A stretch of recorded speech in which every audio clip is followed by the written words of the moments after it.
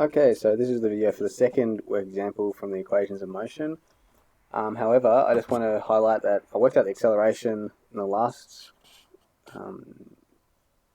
video, but I didn't specify the direction. It's 4 meters a second squared forwards.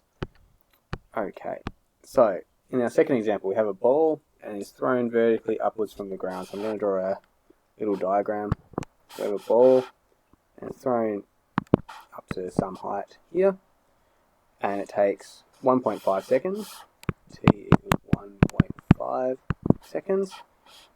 We are not sure. Well, we're looking for its initial velocity, so u. We're not sure what u is.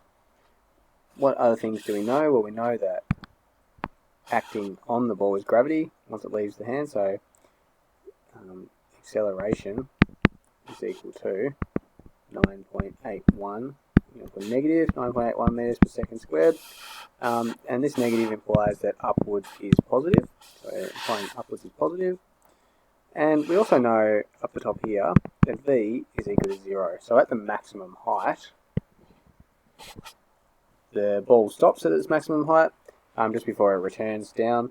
So v is equal to 0, and just want to highlight that my a's sometimes look like 9s, so hopefully you don't get confused by that.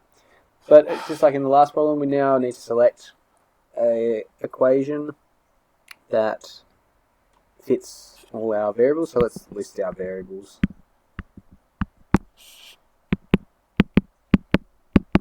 So in this case, s would be the height, but we don't know that and we don't need to know it. U, we're not sure of either. That's what we're trying to find out.